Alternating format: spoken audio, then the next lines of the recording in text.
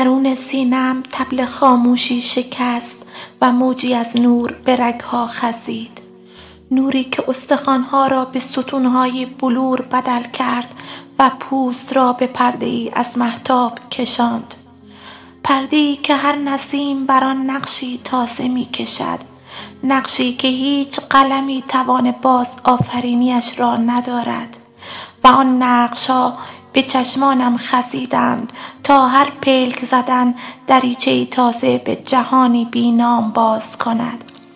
جهانی که در آن هر سلولم به سیاره‌ای بدل شده و هر سیاره مدار خودش را می‌چرخد و آن مدارها درونم به کهکشانی بی انتها گره خورده‌اند.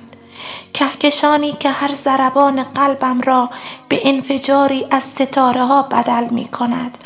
ستاره هایی که در خونم شناورند و جریانشان رودخانه‌ای از نور است. رودخانه‌ای که به انگشتانم می رسد تا هر حرکت نوایی از سازهای کیهانی را بنوازد.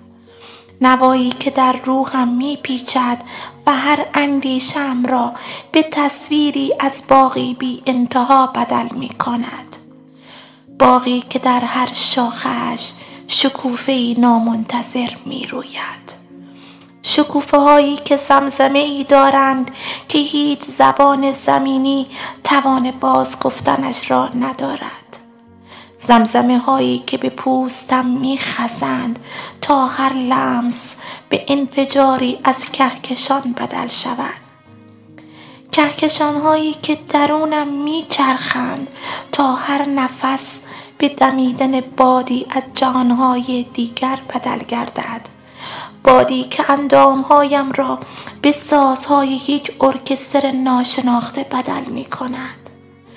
ارکستری که در آن سلول به سلولم به نوت‌های بی‌نام سپرده شده اند.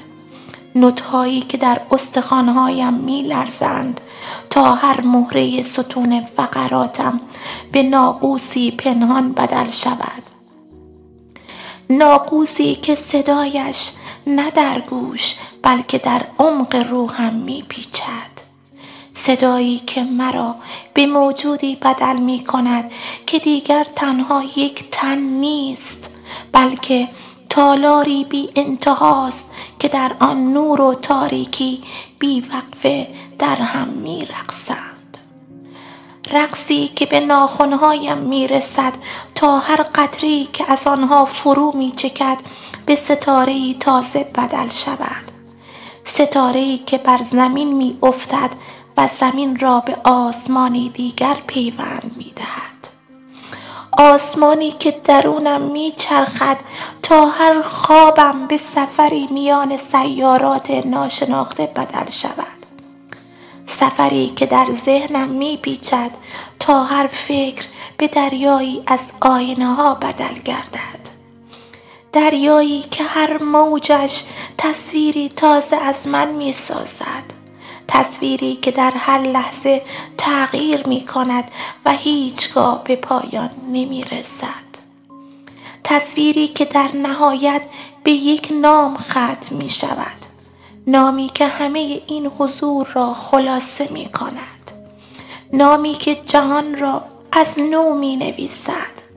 نامی که از دورترین ستاره آمده و در نزدیکترین سلول من خانه کرده است. نامی که چیزی جز عشق نیست. عشقی که نه تنها در قلبم می تپد بلکه در استخوانهایم می درخشد. در خونم می جوشد. در پوستم می رقصد. در روحم می خواند و در پایان مرا به جهانی بدل می کند که خودش تنها یک واژه دارد: عشق.